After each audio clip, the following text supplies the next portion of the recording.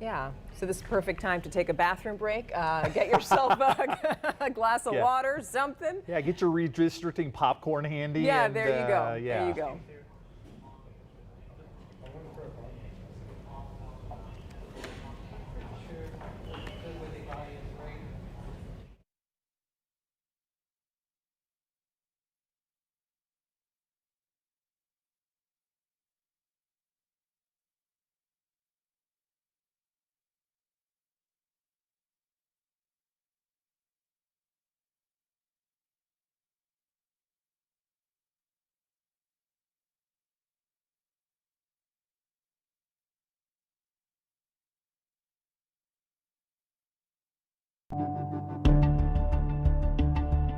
You look at them and you're thinking, well, they should all be kind of like somewhat contiguous and square, but then when you see one that kind of looks like a snake or something like that, you're kind of wondering, well, what's the logic behind that?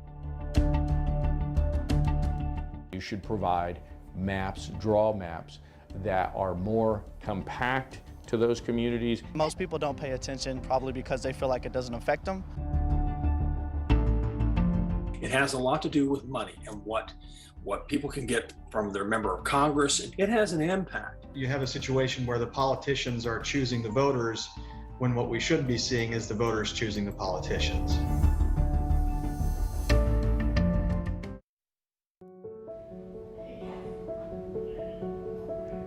Redistricting. That's what all those people were talking about. It is a hot topic right now because several civil rights groups are suing the state of Texas for the way our leaders are handling it. So tonight we're going to focus on redistricting, what it is, and how it affects you. Now this is something that we here at KSAT have been following since the beginning of the year. Yeah, absolutely. Back in February, KSAT Explains looked at the entire redistricting process. We spoke with Nina Perales from the Mexican American Legal Defense and Education Fund. She put it simply. Redistricting has to do with the boundaries that are drawn for our election districts. So anything that we elect by district could be state representatives, state senate, Congress, school board, city council.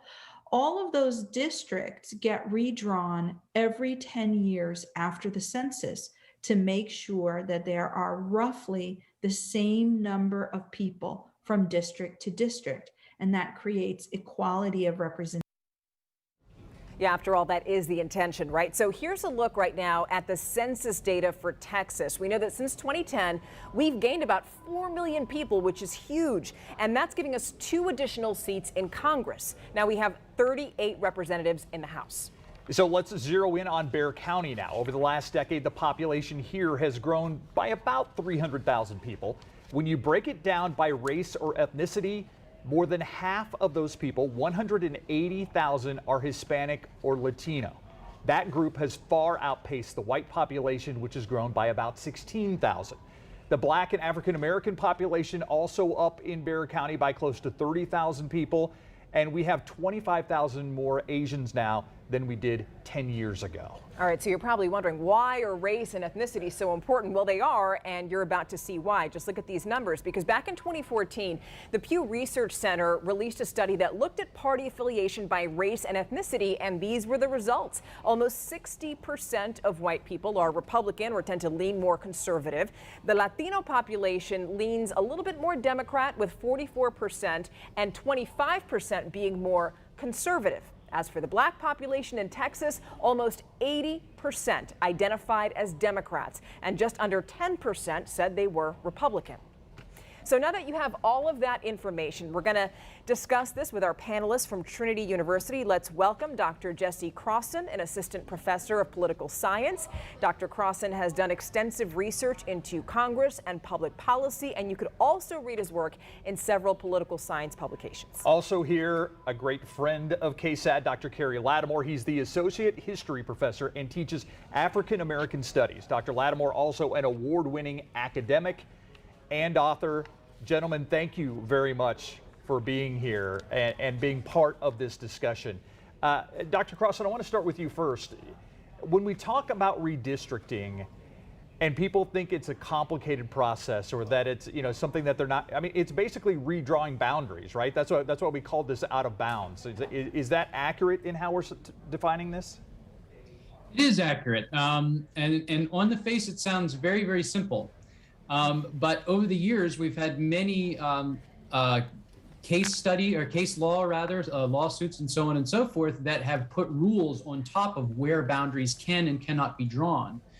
And this has made it much more complicated than you might think when you just say it's just boundaries or it's just drawing around areas. It has become a very complicated process. I'm glad that you mentioned that. You mentioned lawsuits because right now the state of Texas is facing several lawsuits over the way that it drew these new maps. Is it likely that anything will come of this? And I'm asking this because every time these maps get redrawn, we do expect lawsuits, but what's the outcome usually? Yeah, so two things. The first is that the map as drawn is almost never the one that basically we get stuck with for 10 years until the next census. There's almost always some changes that happen.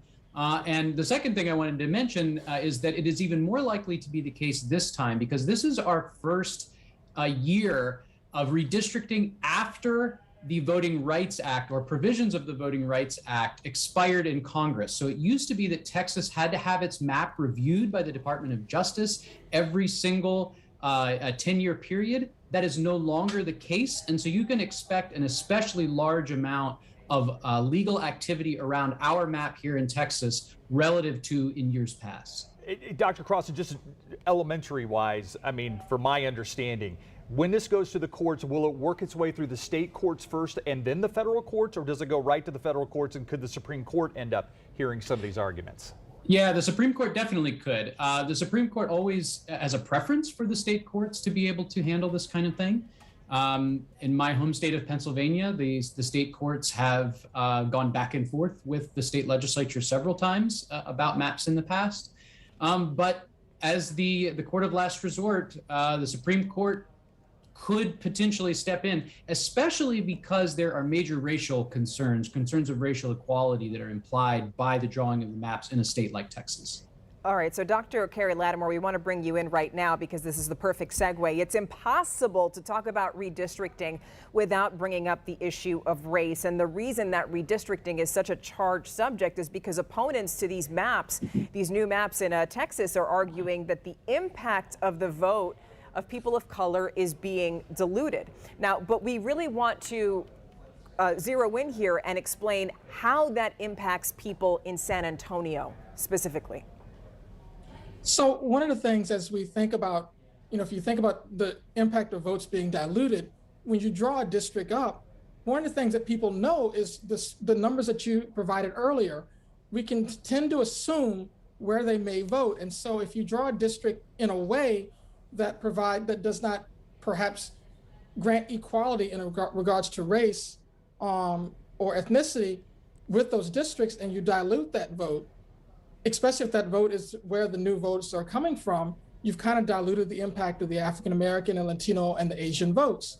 Historically, that's a very important part because we've seen historically that race and ethnicity have been large reasons for what we refer to as gerrymandering. So you can gerrymander certain groups out, or you can gerrymander them into very limited districts, if that makes sense. So you can either spread them out across districts into where their vote is diluted, or you can place them in one giant district and where all their votes are basically included, if that makes sense. It makes perfect sense. And what I'm curious about, though, is, we're talking about the population growth in the state of Texas. Mm-hmm. We showed the numbers earlier.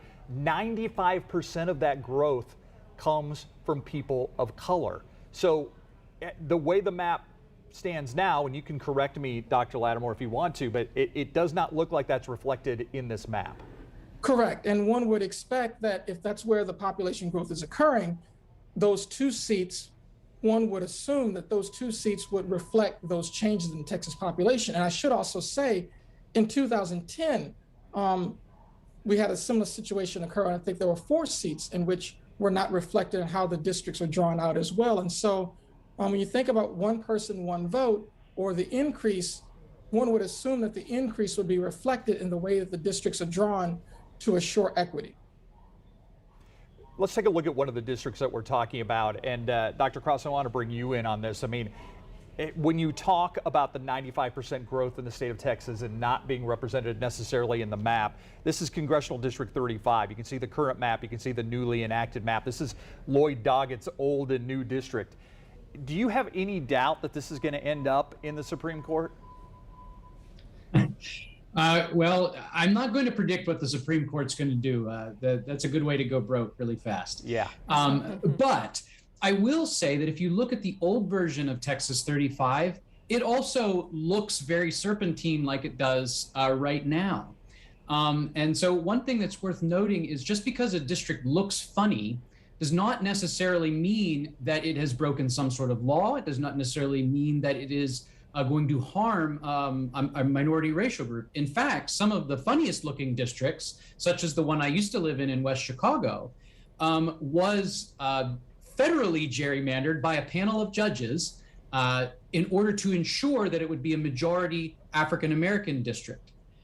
Because the idea would be that the African-American population would be more likely to be represented by another member of the African-American community. And in fact, there's case law on this to suggest that if you can create a majority minority district, by law you should. And so sometimes this is when you get some of the funniest looking districts. Incidentally, this is why I actually think that many of the districts in San Antonio are probably on safer ground than, for example, in Dallas, where it seems pretty clear that major components of the Latino population up there is getting what we would call cracked across several districts. Interesting. Now, Dr. Latimore, we want to point out that this is also a bipartisan problem, right? That this isn't just something that we're saying, oh, well, because, you know, Texas is generally controlled by Republicans, Republicans do it. No, no, no, no. Happens in other states, too. We know we've seen it in Maryland and other states, too. It's usually the party that is in power usually gets to draw the maps. Correct. I mean, and one thing with political parties, they want to retain control. Yes. And so over time, particularly since the 1960s, when we really start to see this redistricting and gerrymandering thing really take another level because of some Supreme Court cases, is that, you know, those political parties in control have tried to retain control. And so we've seen a lot more safe districts per se, and a lot less districts that are quite somewhat in question. And so because of that, I think it's also led to hyperpartisanship as well. And so these districts, the way that they're drawn, have some kind of interesting consequences in them. And so both parties are doing, as you said, Maryland is doing it right now, considering I was reading something earlier today about Maryland and figuring out, are they going to kind of remove the one Republican legislator or kind of make his district a little bit harder? And so we see both parties doing it. But when you look at the South, in particular the South, which has a large history of this, and in Texas, we also have to bring in race and ethnicity as historical entities that have to be taken into consideration. Yeah, and to those people who don't really understand that history, could you give us a brief breakdown with the, you know, the Voting Rights Act and all of that stuff, and it's how, you know, states that had a history of marginalizing people of color and diluting their vote, you know, the Supreme Court said, okay, well, we're going to have to, you're basically under a microscope now, that whenever you draw new maps, there's a process for that. But that's been taken away, right? It even goes back to Reconstruction. Yes. So if you think about when after the Civil War, the 13th, 14th, and 15th Amendments, quickly 13th Amendment outlaws slavery theoretically, 14th Amendment gives equal protection, 15th Amendment grants voting rights privileges to Black men. And because of that and Reconstruction, you had an opening of the franchise to African-American men, which scared very much many Southerners, because African-Americans at that time particularly were identified with the Republican Party. And so the Democratic Party, which is primarily under control, was basically a white party in the South, sought to craft districts, among other things, to kind of restrict the African-American votes, violence, districting, redistricting, other kinds of schemes to kind of control the Black vote. But once Reconstruction was over and you had the Jim Crow era, which comes in after, you know, the late 1870s, the African-American population and the African-American vote was basically controlling many other minorities as well through poll taxes, literacy tests, grandfather clauses. And so you don't see in the late 19th century and the early 20th century much around gerrymandering and redistricting. And indeed, many states didn't do much of it until the 1960s. But in the 1960s, the Voting Rights Act is passed. We see African Americans and other people of color really registering in much higher levels. Mississippi goes from like 6% Black registration to about 70% in a few years. And because of that, you start to see redistricting becoming important again and figuring out how this new voting population is going to be part of the larger voting population. And so you start to see other kinds of ways to perhaps manipulate the African American vote, to contain the African American vote, or to allow the African American vote to be an equal vote. And so the Voting Rights Act doesn't just cut out poll tax and other kinds of things. One of the provisions of the Voting Rights Act requires that states that had a history of racism in voting or discrimination in voting had to be pre-cleared, or areas that had a history of voting issues had to be pre-cleared. We call it pre-clearance. And so they had to submit that to the federal government, basically to the courts, and they had to be cleared before they could make any changes to voting rights or district maps. And by 7 years ago, that was changed by another Supreme Court decision, the Holder case. And so now you don't have pre-clearance anymore. And so states now have a lot of leeway to decide maps, to decide voting laws. And since the Holder case, we've seen an explosion, if you will, of states trying to shift around voting rights, but you also see districting maps becoming much more part of the conversation, even more than it was beforehand, because you don't have pre-clearance anymore. And indeed, the onus is now on the individual or the racial group to kind of prove discrimination versus being on the state or the county or the locality to prove that they weren't racially discriminatory. And that gets back to some of the things that we heard in the intro from people that were talking about the fact that, you know, voters are supposed to decide their representatives, not representatives decide their voters, which seems to be what's happening in many of these instances. And then just the basic one vote, one person, one vote, you know, concept. So it's all of this. And I want to get to one of our viewer questions, because we really want this conversation to go beyond just the four of us that are part of this discussion. So I think we have a viewer question that we're going to take now. And it's from Irene. From Irene, how is this process different from the national representative districts? Dr. Crosson?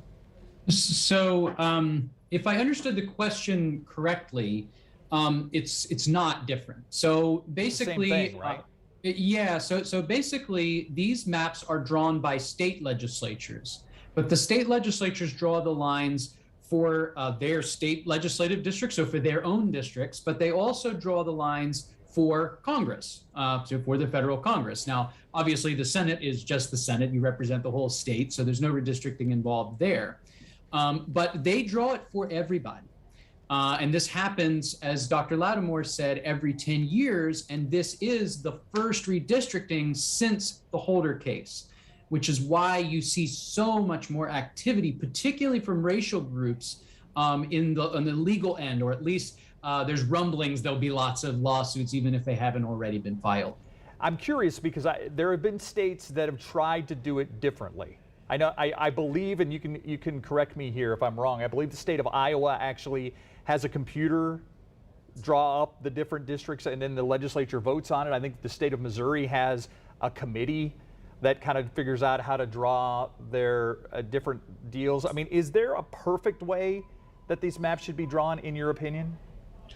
No, it's politics, so there's nothing perfect. There's only a little bit better and a little bit worse. But what I would say, so let me just give you a really good example, if you'll just indulge me in this for a moment. Absolutely. Okay, Arizona has an independent redistricting commission. It's half Republicans, half Democrats. Okay, everyone sort of agrees this is probably more fair than having legislators select their own district shapes. Okay, now Arizona is very similar to Texas in a lot of ways. They gained congressional seats largely because of an influx of minority voters. Okay, the state is approximately 63% white and 37% non-white. But in the map that has now been proposed by the Independent Redistricting Commission, only 2 of their 9 districts are majority minority people, 22%. And even more strikingly, 7 of the districts lean Republican versus 2 leaning Democrat, even though, as we know, Biden carried Arizona in 2020. And so how in the world could that happen? You know, is it that the Redistricting Commission is corrupt or racist or biased? No, it's because we have a geographic system of representation that automatically is biased toward rural voters. That's the way our system is set up. And because racial minorities tend to be in cities, Dr. Latimore mentioned what's called packing, pushing people all into the same district, right? So that you water down their vote. Basically, that happens automatically due to migration patterns. So that it's not very hard for a state legislator to make an 80% Latino district around San Antonio, for example.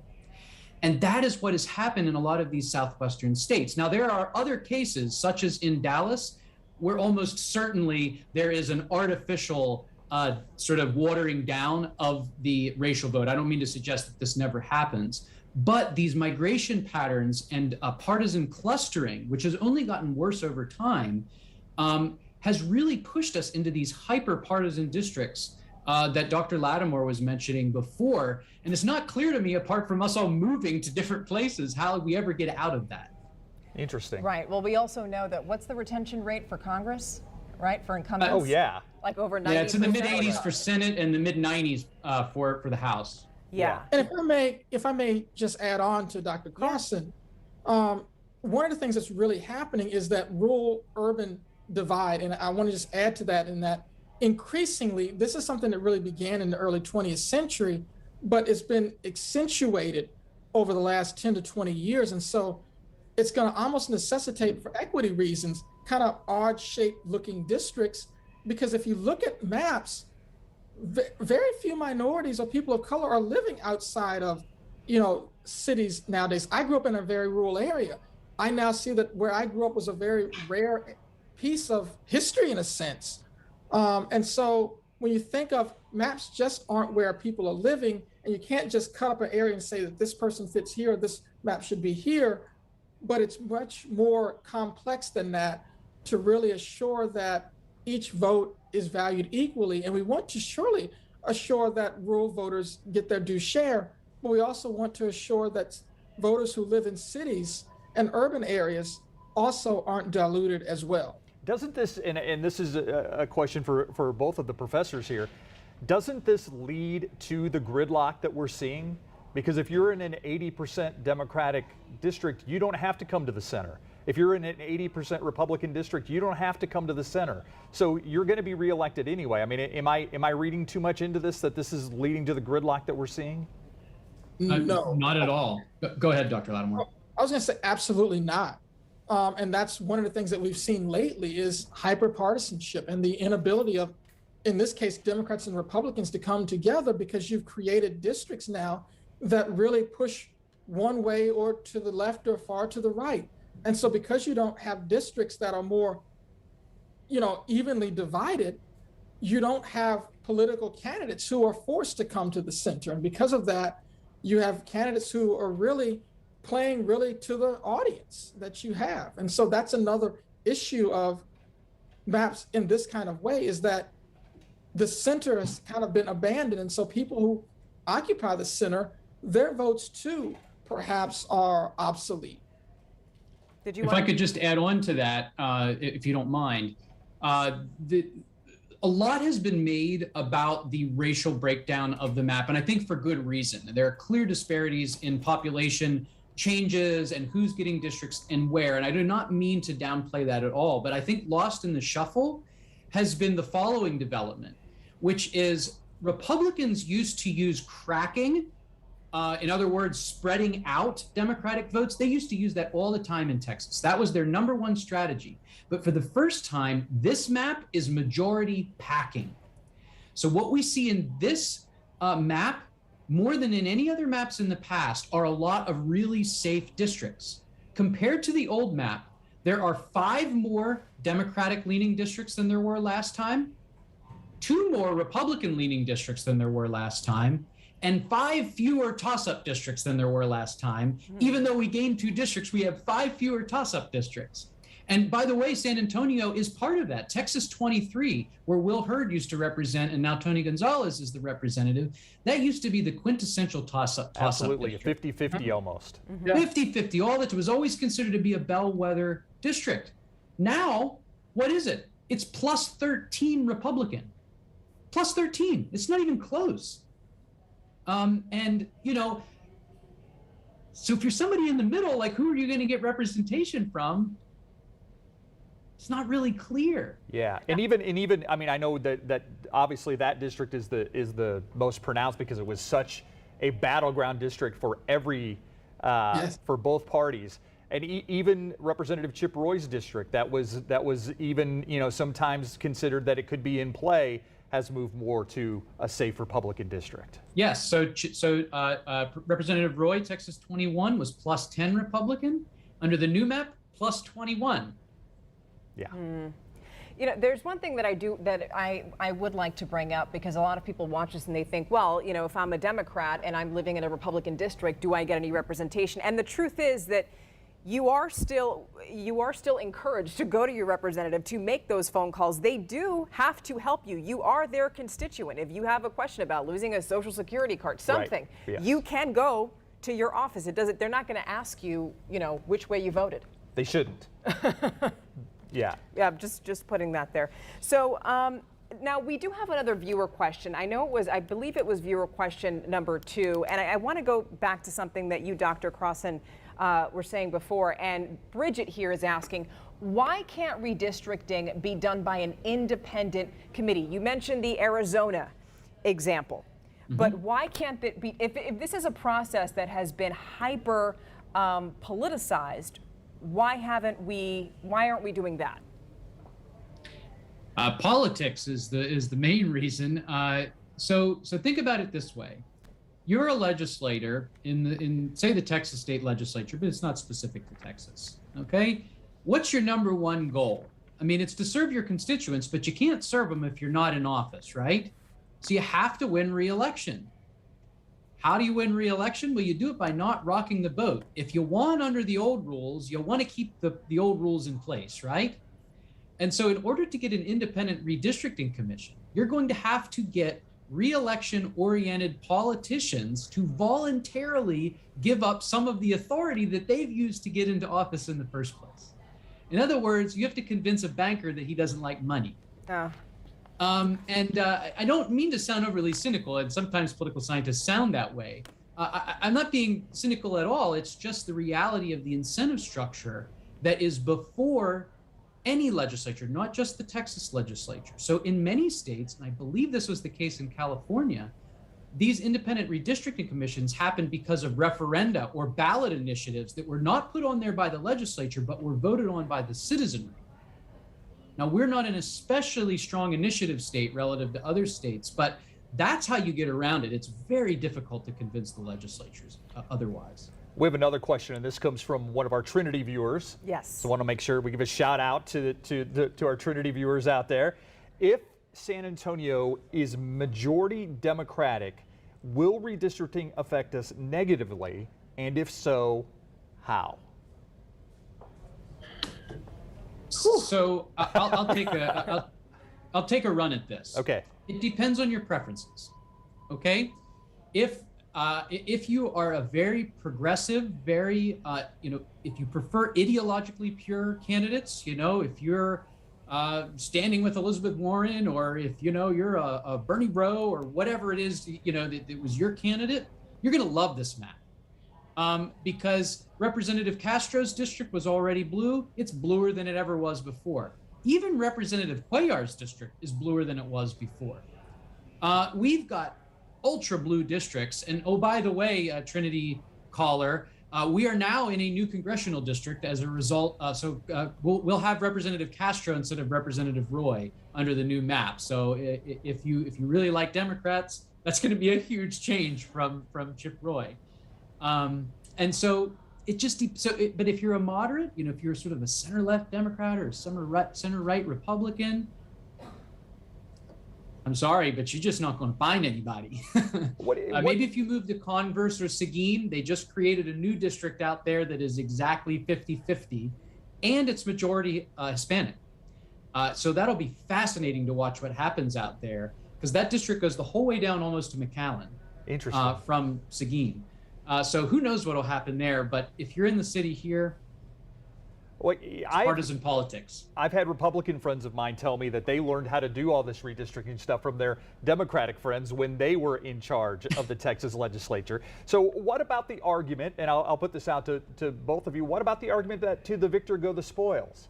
That if you don't like it, get new representatives. What about that argument? I'll take this one. You could say that, but I think, and I take this, I don't want to say the word personally, but from historically, people who have been excluded by legal matters and sometimes illegal matters, that's kind of hard to say to those people who've been excluded from the process to the victor goes the spoils. Mm-hmm. And so to say an African American, my parents were not always able to vote. And so when you think about redistricting and those kinds of things, to the victor goes the spoils, that kind of rubs a little hard because sometimes even to the victor goes the spoils, things change as well. And so I believe, maybe for me, it's my own religious principles or whatever. I believe in the golden rule. You do unto others as you would have do unto you. And so for me, fairness is extraordinarily important. And it's not just if you have the power, you can go ahead and do what you want to do.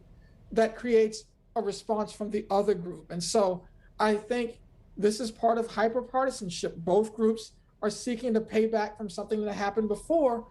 And this kind of stuff only leads to more of that. So for me, it's an argument that it makes sense on one end, but long term, where does it get us policy-wise? Where does it get us racially and ethnically? And what does it do to build a nation? This kind of attitude of to the winner goes the spoils basically breaks us down, and it doesn't bring us together. I know that's kind of pie in the sky and utopian, but for me, that's kind of where I'm coming from. I want to point out that's not my opinion. Sorry. You hear that all the time, to the winner go the spoils, and so that's why I'm glad that you addressed that, Carey. And Dr. Crosson, I think you wanted to add to that. Yeah, if I could just add to that, I don't have any problem to the victor goes the spoils if the game wasn't rigged. If it's a fair contest, fine. But, I'm not going to win a slam dunk contest with Tim Duncan. I mean, it just isn't going to happen. That's not a fair fight, right? We are a country of laws. We're a country of rules. We're a country of processes. And if those processes are fair and if they are just, then we just sort of have to deal with the consequences of them. If your party doesn't win the presidential election, you might be upset about it, but for the most part, we accept it and we say, well, we'll try again next time. But to just accept unjust outcomes because they happened, basically, I agree with Dr. Latimore that it's not a very strong argument because it totally sidesteps the idea of whether the game itself was rigged. Dr. Latimore, you mentioned a moment ago a pie in the sky sort of idea, what you mentioned, and I'm curious, how should these maps be drawn? In an ideal world, what should they look like?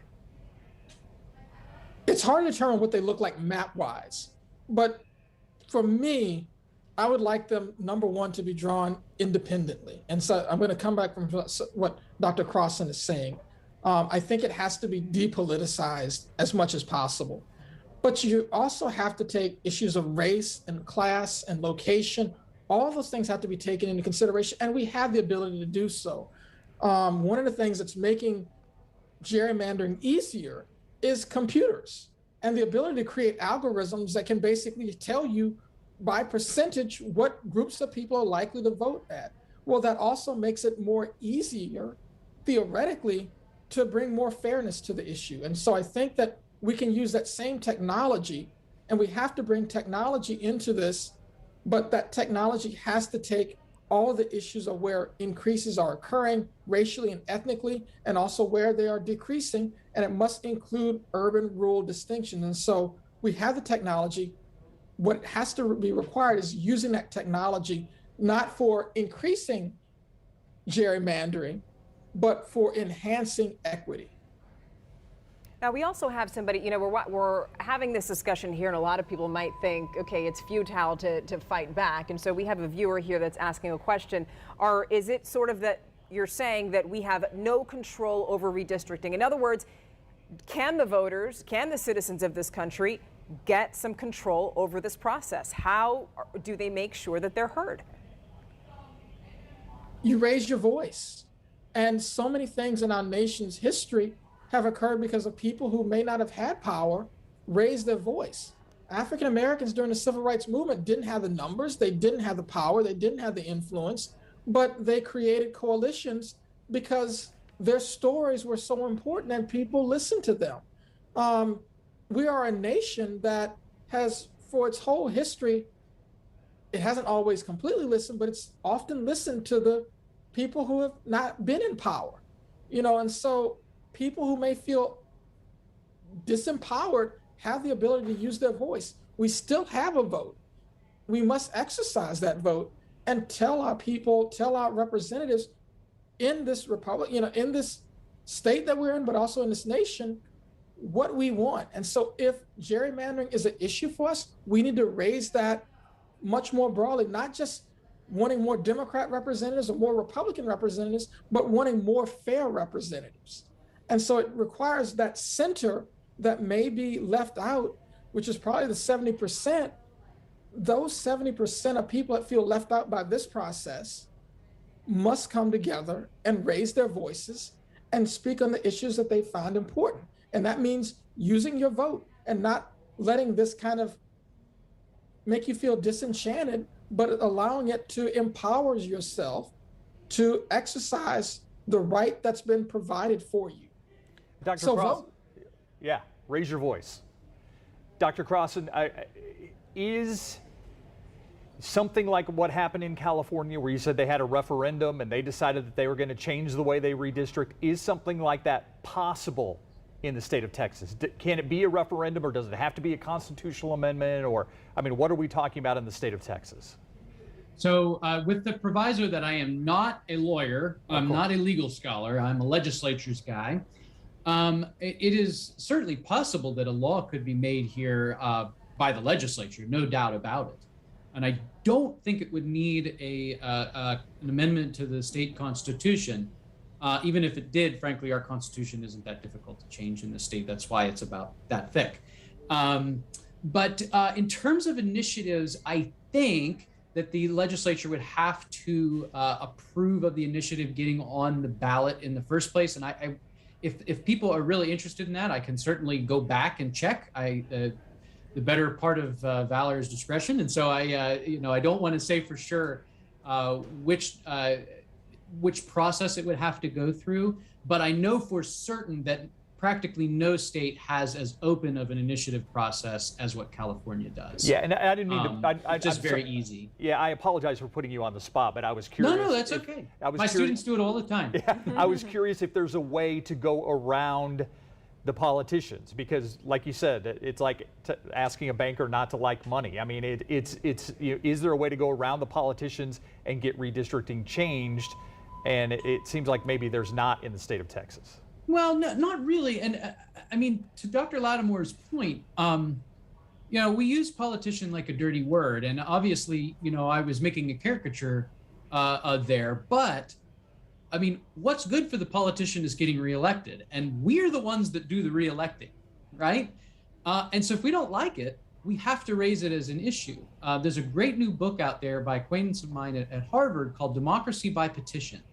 And he's collected all this unbelievable data on petitioning behavior by all kinds of racial minorities going back to the founding of the country. Like back to when enslaved people not only couldn't vote, but were considered to be 3/5 human, okay? And yet there was power in that petitioning that they did to raise issues and put them onto the agenda and move particular issues of justice forward. And that is still true today. In fact, it's even truer today because we've got Twitter, we've got Facebook, we've got all these ways to get a hold of our representatives and make our voices heard. So if it's something that you don't like, use your voice, like Dr. Latimore said. It's actually, honestly, easier today than it's been at any point in American history.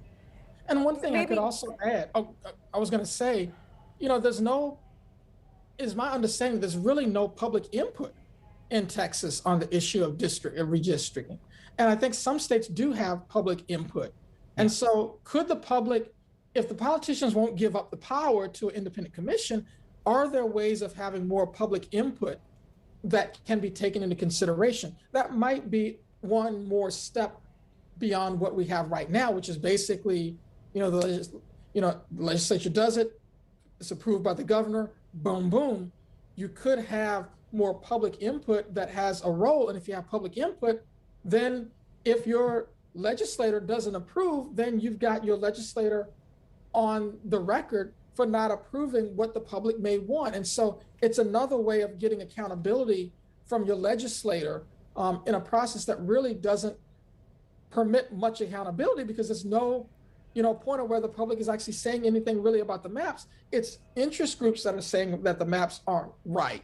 And so if you have the more public activity on the maps, you could then put the representatives and legislators on the task for responding and defending these maps. I want to dovetail to the points that Dr. Crosson and Dr. Latimore just made. I mean, you were talking just a few minutes ago about tweeting, social media, the power that people have, but it seems that usually when it comes to social issues, culture war issues, that's what you see being debated right now on Twitter, not really things of, not always, not most of the time, things of significant importance. So I think for people, it's what, I mean, is it boots on the ground? Is that the solution? Protests, people, when you were talking about petitioning, things like that? Petitioning, demonstrating, absolutely. I would humbly submit to Dr. Latimore, there should be more endowed lectures on this kind of thing by professors. Totally would be, that would solve everything. I'm just kidding. Yeah. But yes, all of the demonstrating, petitioning. You know what the strongest signal is to a legislator is not sending a tweet. It's not even writing them a letter. It's picking up the phone and calling them. And to the undergraduates who are listening here, there's this thing called a phone, and you can actually talk to people through it. That you don't have to type anything. You can actually talk. The thing you and use it to take seems pictures of your old-fashioned, but food it's on. so much more effective. Yeah, the thing you use Google for, you can actually call with as well. Exactly.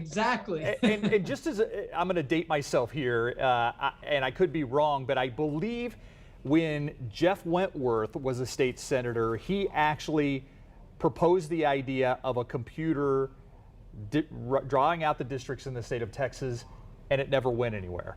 And hasn't been a state senator for quite some time. I believe he's a judge now, but so it has been broached in the legislature of Texas before, but didn't go anywhere. But we also know that wouldn't necessarily guarantee fairness, correct? If you have a computer-generated map.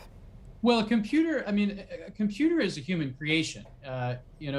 Computer scientists say garbage in, garbage out. If you put racist algorithms into a computer, you're going to get racist stuff out on the back end. But you can build an algorithm mathematically. I actually believe we have some faculty here at Trinity in the math department who've worked on this.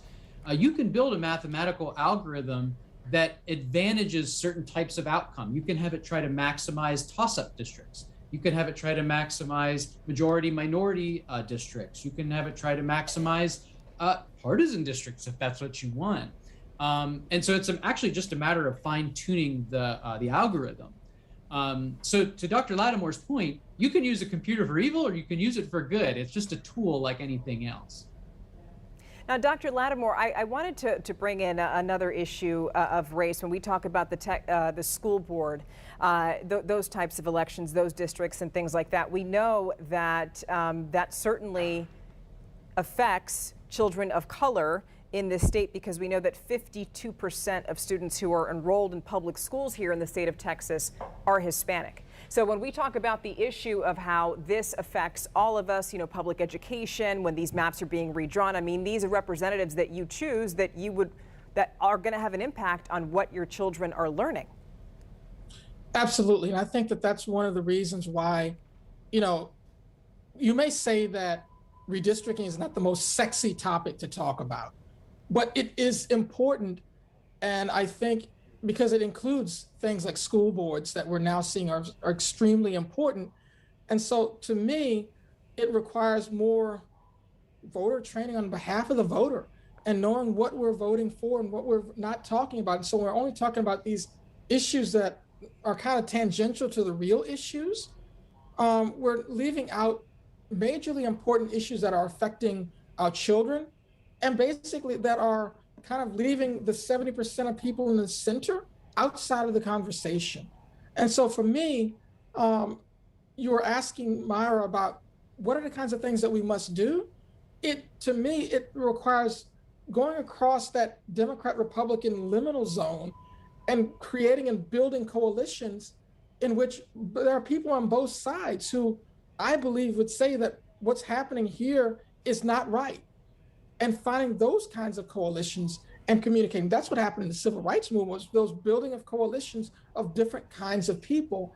And one of the things I think that's happened more recently is that we've lost that ability of reaching across and building broader coalitions. And we've kind of bought into the kind of gerrymandered idea of coalitions of people of the same thought. And that's one of the problems of Twitter and Facebook and others, is that it allows for too much like-minded thought and we don't bridge. We must find a way to bridge more than just having like-minded thought and canceling thought that we don't agree with. I agree, and I think that's why we're having this conversation. Like you said, and Steph said it earlier, it's not a sexy topic, but that doesn't mean it's not important. And it doesn't mean that we don't need to be more educated on exactly what is happening with redistricting in our state and across the country. And I think we have one more viewer question that I want to make sure that we get to. This is the third viewer question from the KSAT viewers. Are district lines drawn by population number so that each district represents approximately the same number of constituents, or are there other factors? So yes to both of those questions. So there was a Supreme Court case a number of years ago that said one person, one vote is the law of the land. That means that you can't have some districts that are 300,000 people and some that are 600,000. The average congressional district today is about 750,000 people. And that's, of course, the case in Texas because we have so many districts. It's not hard for us to create districts of that size. Now, there are lots of other considerations, and Dr. Latimore can get into a ton of them. There is the fact that districts have to be contiguous. So you can't just draw an island somewhere and say, oh, that's part of this other district. It doesn't work like that. They have to be as compact as they possibly can be, with some exceptions. The exceptions being if you're making a majority-minority district. They are supposed to respect geographic lines as much as they can. So you really are supposed to try to keep Bexar County with Bexar County and so on and so forth. Councils with councils as much as you possibly can. But of course, we know in practice this doesn't happen. So the new map, for example, 281 is a line and Hildebrand is a line. So if you're from the middle part of the city here, you'll know that Incarnate Word is going to be in Chip Roy's district and Trinity is going to be in Castro's district. So is there a real cultural difference between to the east of 281 and to the west? Probably not. But we at least know that they're the same size population wise. Okay, now we want to go to our final question, and I will pose this to both of you, but I'll go to you, Dr. Latimore. You know, there's a reason that we are having this discussion now. We know that redistricting affects each and every one of us. But the thing is, for a lot of people, their eyes just glaze over when you just bring up the word redistricting. So before we leave this discussion tonight, what do you want people to take away from this? Well, that's a very deep question, but I think I would want people to take away from this that the one person, one vote is one of the most precious things we have in our nation. And it's something that for so many people, they've not always had that opportunity to have. And so voting, the opportunity to vote, the process is part of being a citizen. And it's extraordinarily important, and we should always want it to be allowed for everybody who has an opportunity to do so. And so this may not be the most sexy topic, but it is extraordinarily important to the sustainability, in a sense, of our nation. A sustainable nation, a nation that's working well, a political system that's working well, tries to build into it as much fairness as possible. And that's going to be difficult because of all the things that Professor Crosson has talked about. I mean, how do you talk about the difference of one side of the street versus another side of the street? The fact that we're becoming more rural versus urban, and how do you do it? I think that there are ways of doing it. And I believe that one of the things that we should leave here thinking of is that it's possible to do it. We have the ability with the computers, the algorithms, we have the ability to make it more equitable.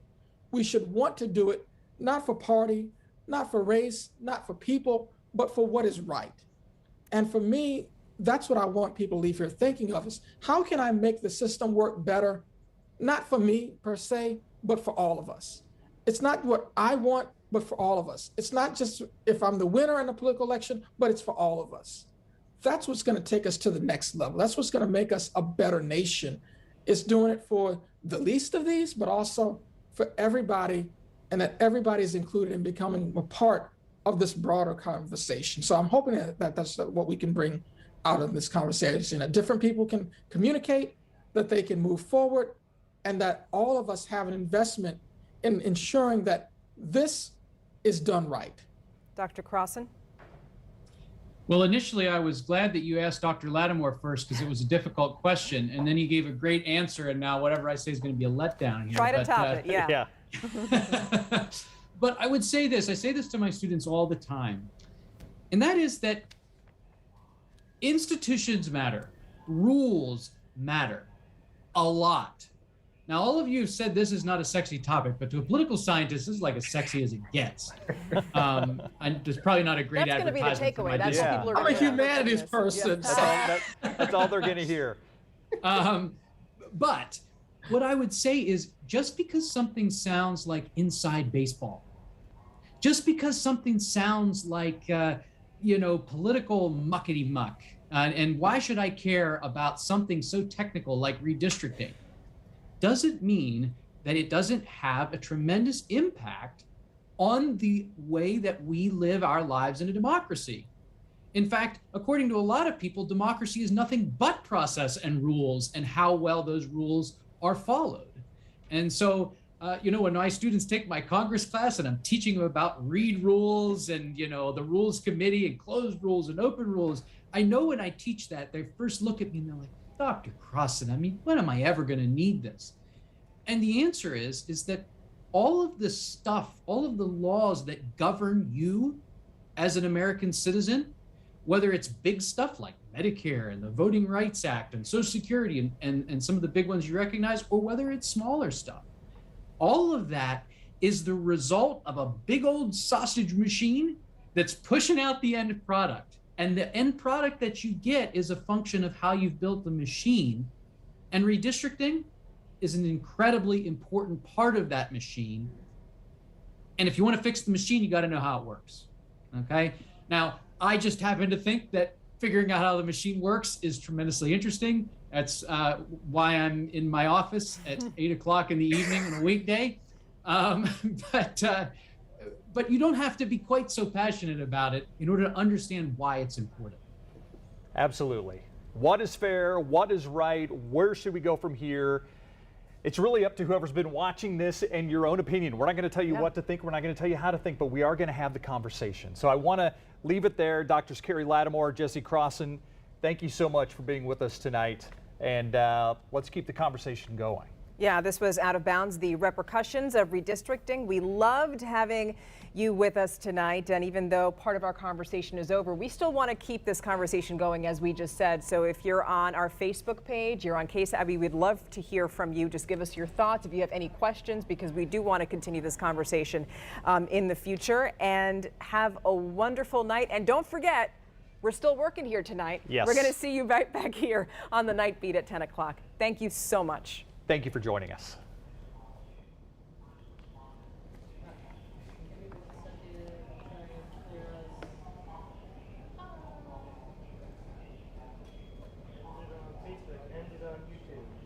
Can we open our mics so we can talk to the panelists?